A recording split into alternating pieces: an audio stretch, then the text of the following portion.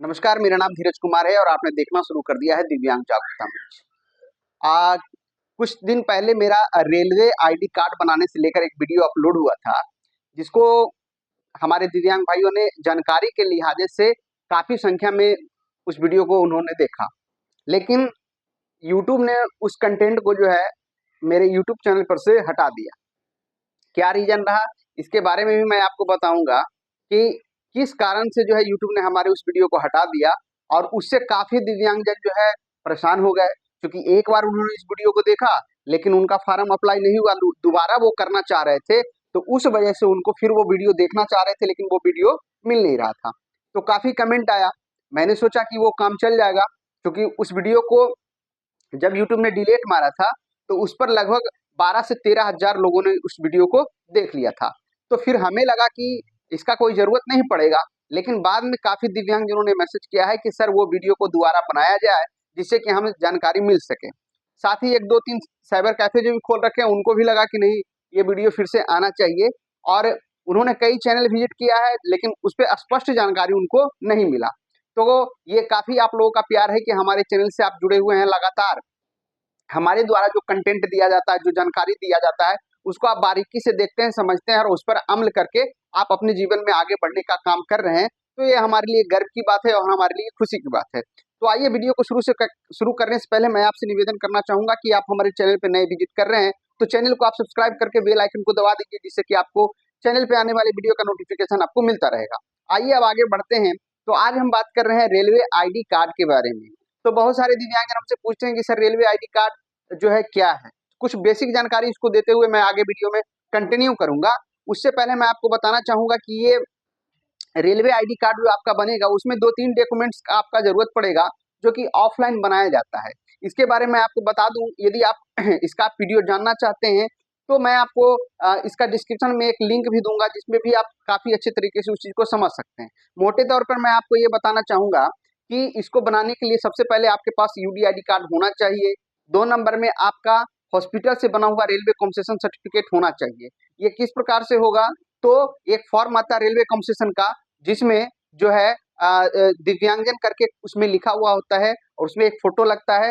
वो आपका हॉस्पिटल से बन सकता है, बन सकता नहीं है बल्कि बनता ही है, क्योंकि वह यूडीआईडी कार्ड यानी कि जहां से आपका दिव्यांगता का प्रमाण पत्र बना है वहीं से आपका जो है ये रेलवे कंसेशन का भी प्रमाण पत्र बनेगा। ये बन जाने के बाद आपका रेलवे पहचान पत्र बनाने की प्रक्रिया यहाँ से शुरू होती है।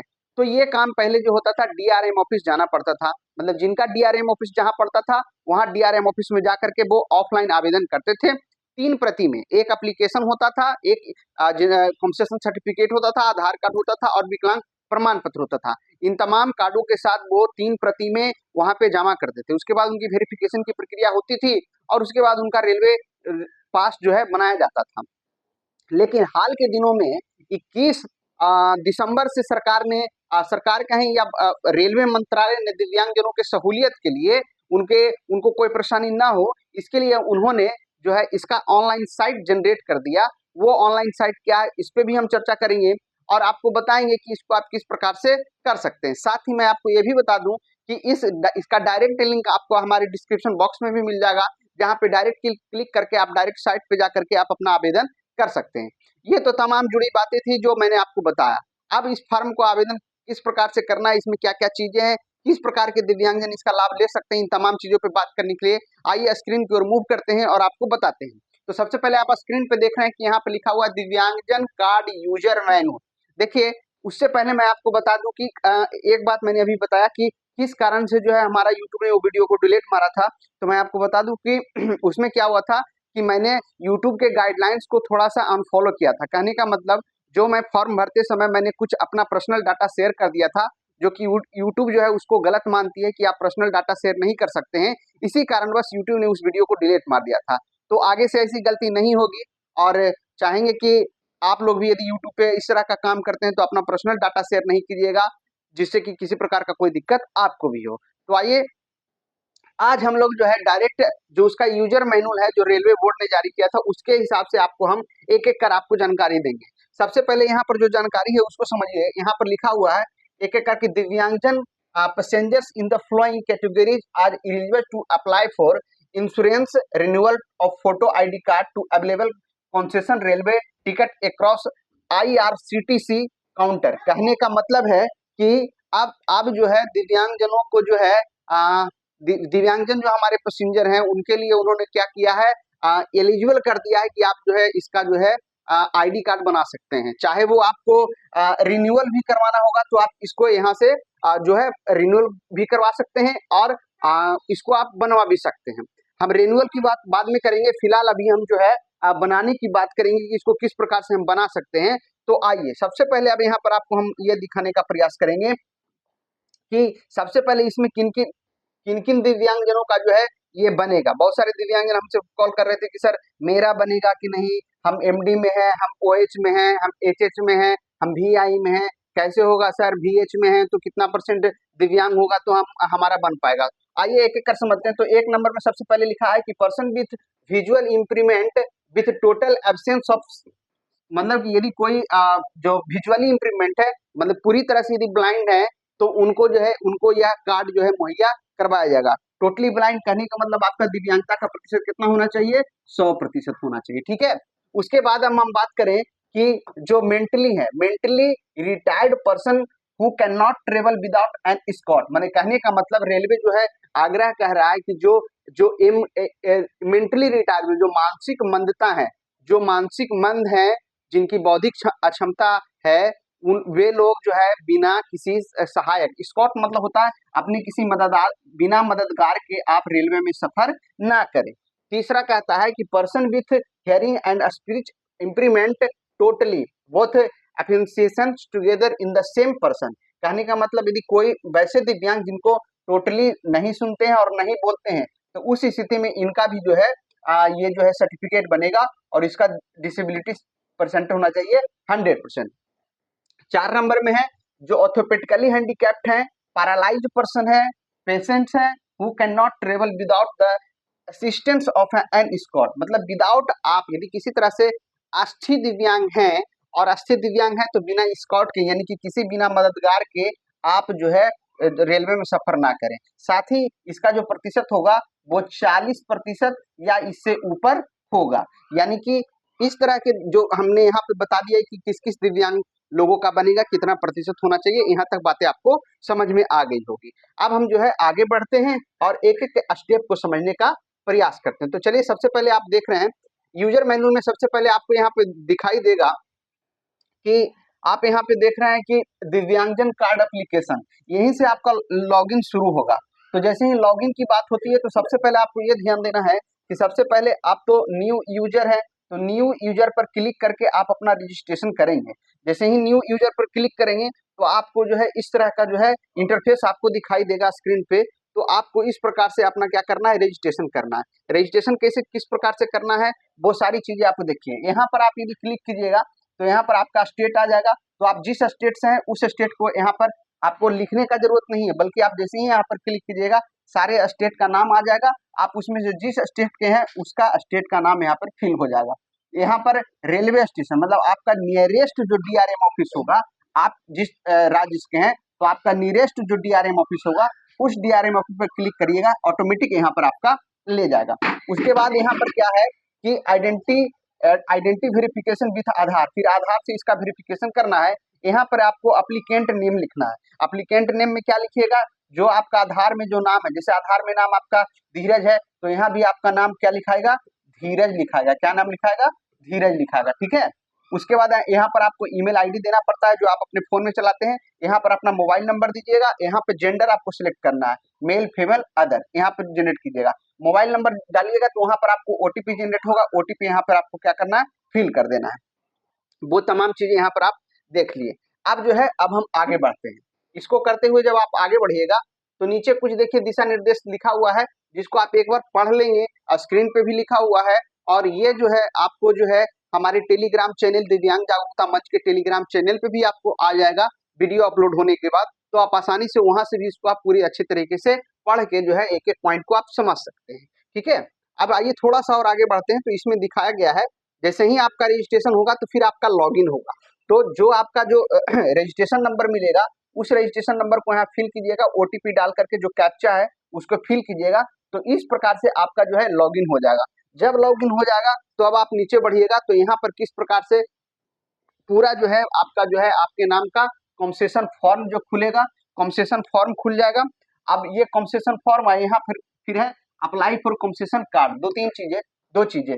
तो एप्लीकेशन डैशबोर्ड लिखा हुआ है जिसमें यहाँ पर एप्लीकेशन नंबर है, यहाँ एप्लीकेशन डेट है, यहाँ एप्लीकेंट नेम है, मोबाइल नंबर है, कार्ड इशूइंग स्टेशन है, स्टेटस है, एप्लीकेशन फीडबैक है, एक्शन है, ये तमाम चीजें। अब इसको एक एक कर नीचे आप समझिएगा तो सारा चीज आपको समझ में आ जाएगा। इसके बाद जैसे ही आप भरना शुरू कीजिएगा तो पहला स्टेप में आपका पहले भराएगा। चलिए यहाँ पर ये देख लीजिए, सबसे पहले आप यहाँ पर देखिएगा तो यहाँ पर क्या हो जाएगा कि चलिए अब यहाँ पर जो है अब आप यहाँ पर देखिएगा तो यहाँ पर जैसे किसी व्यक्ति का नाम हो गया, इसका नेम हो गया, फिर यहाँ ऑर्थोपेडिकली जो इसकी डिसेबिलिटी है उसका डिसेबिलिटी टाइप आपको सर्च करना पड़ेगा, उसका जो है ईमेल आईडी हो गया, उसका जो है फोन नंबर हो गया, ठीक है। इसको आप यहाँ पर देख लेंगे, ठीक है। उसके बाद फिर जब आप आगे बढ़ेंगे तो फिर यहाँ पर चलेंगे तो सबसे पहले आपको यहाँ पर डेट ऑफ बर्थ डालना होगा, यहाँ फादर्स नेम आपको डालना पड़ेगा। उसके बाद फिर यहाँ पर एड्रेस आपको परमानेंट है या टेम्परेरी जो फिल करना पड़ेगा, और उसके बाद एड्रेस हो गया, पिन कोड हो गया, सिटी हो गया, और यहाँ पर डिस्ट्रिक्ट हो गया, स्टेट हो गया, ठीक है। और इस तरह से फिर यहाँ पर चलेंगे तो अपलोड जितना भी ये तो हो गया ऊपर ऊपर का चीज है। अब यहाँ पर जो आपका सर्टिफिकेट है वो आपको अपलोड करना पड़ेगा। जैसे अभी हम आपको बताएं यहाँ पर कंसेशन सर्टिफिकेट फॉर्म अपलोड करना पड़ेगा। जो कंसेशन सर्टिफिकेट आपको बताए थे वो कंसेशन सर्टिफिकेट आपको अपलोड करना पड़ेगा। फिर यहाँ पर फोटोग्राफ्स आपको यहाँ पर अपलोड करना पड़ेगा। फिर यहाँ पर डिसेबिलिटी सर्टिफिकेट, अब ये डिसेबिलिटी सर्टिफिकेट में आपका यूडीआईडी कार्ड भी हो सकता है या यूडीआईडी कार्ड के साथ एक सर्टिफिकेट होता है, वो सर्टिफिकेट भी आप अपलोड कर सकते हैं।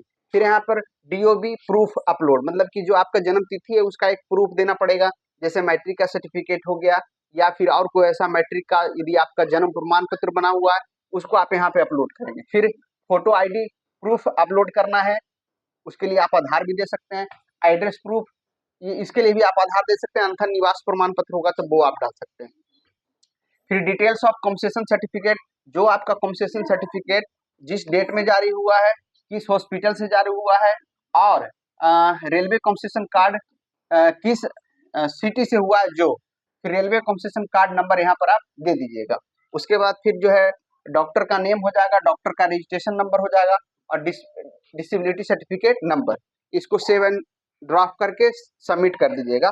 उसके बाद जो है सारी प्रक्रिया आपको अब जो है यहाँ से जब आपका पूरी तरह से फॉर्म सबमिट हो जाएगा तो सबमिट हो जाने के बाद अब देखिए कुछ कुछ चीजें हैं, जैसे यहाँ पर इसको आपको समझाते हैं, वो तो सबमिट होगा ही। सबसे पहले क्या क्या चीज है उसको थोड़ा एक बार समझ लीजिए। फादर्स नेम जान ही रहे हैं, डेट ऑफ बर्थ जान ही रहे हैं, जेंडर जान रहे हैं। इसमें डिसेबिलिटी सर्टिफिकेट का चर्चा हुआ है कि डिसेबिलिटी सर्टिफिकेट क्या होगा, तो जो आपको अभी मैंने बताया गवर्नमेंट डॉक्टर हॉस्पिटल से जो आपका डिसेबिलिटी सर्टिफिकेट है उसको आप लगा सकते हैं, जैसे कि आपका यूडीआईडी कार्ड। 2 नंबर में रेलवे कंसेशन सर्टिफिकेट, ये भी आपका हॉस्पिटल से जारी होगा। पासपोर्ट साइज फोटो और डेट ऑफ बर्थ प्रूफ। अच्छा, अब यहाँ पर पूछ कह रहा है कि डेट ऑफ बर्थ प्रूफ में आप क्या क्या चीज दे सकते हैं, तो डेट ऑफ बर्थ प्रूफ में आपको देने के लिए है क्या, सबसे पहले लिख रहा है कुछ birth certificate issue by registration of birth and the death the municipal corporation. कहने का मतलब जैसे जो जन्म प्रमाण पत्र बनता है जहां से वो दे सकते हैं, या ट्रांसफर स्कूल लिविंग सर्टिफिकेट या मैट्रिकुलेशन सर्टिफिकेट वो भी दे सकते हैं। 3 नंबर में पासपोर्ट भी हो सकता है, आधार कार्ड भी हो सकता है, पैन कार्ड भी हो सकता है, वोटर आईडी कार्ड भी हो सकता है। तो ये डेट ऑफ बर्थ के लिए आप इतना सर्टिफिकेट आप यहाँ पर दे सकते हैं। आगे आप चलते हैं तो उसमें भी और अभी ऐड किया है कि certificate of date of birth issue by group A gazette officer हो गया, उससे भी, या declaration given by the head of देख सकते हैं, और किसी ऑर्गेनाइजेशन से भी आप दे सकते हैं।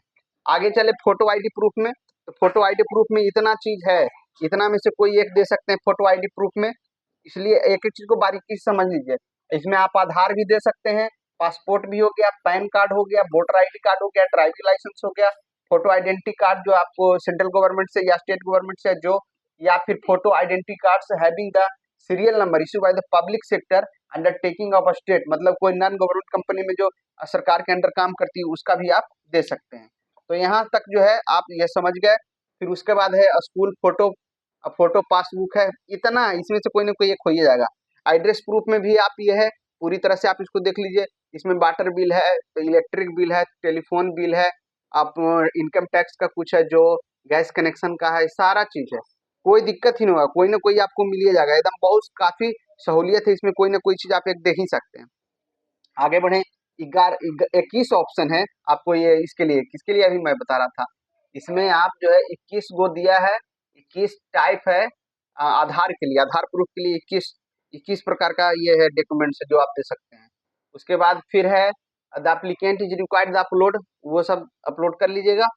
और उसके बाद फिर इसमें जो इम्पोर्टेंट चीज़ें हैं उसको मैं अभी आपको कवर करवाता हूँ। यहाँ पे साइट भी दिया हुआ है, जब इसका जब हम पीडीएफ डालेंगे तो आप टेलीग्राम चैनल पे डायरेक्ट इसको क्लिक करके भी आप उसको कर सकते हैं, ठीक है। तो इस पे लिख रहा है कि after approval of card applicant can view and download the card after logging with the registered mobile number and the print the generate card. कहने का मतलब जो ये कार्ड अप्रूवल हो जाएगा तो इसको आप डाउनलोड करके क्या कर सकते हैं, निकाल सकते हैं। एक चीज और इसको समझ लीजिए, कह रहा है in case application is rejected, यदि किसी कारणवश आपका जो है रिजेक्ट कर दिया जाता है तो उस स्थिति में क्या करेंगे, applicant is allowed to reapply, माने दोबारा भी आप क्या कर सकते हैं, री अप्लाई कर सकते हैं। किसी तरह का ग्रीवियंस होगा उसके लिए भी आप कर सकते हैं। तो वो तमाम चीजें हैं जिसको अभी मैंने आपको बताने का प्रयास किया है। और इसके बावजूद भी पिछले बार भी मैं बोला था कि इसका एक दूसरा वीडियो लेके भी मैं आऊंगा, और मैं आ भी गया हूँ और ये आप देख भी रहे हैं। तो जैसा भी हो लोगों को शेयर कीजिए, बताइए कि अब ये ऑनलाइन हो रहा है अपने आसपास के, चूंकि बहुत सारे ऐसे दिव्यांग हैं जिनको सोशल मीडिया फोन वगैरह नहीं रखते हैं, तो उनको काफी दिक्कत होगा।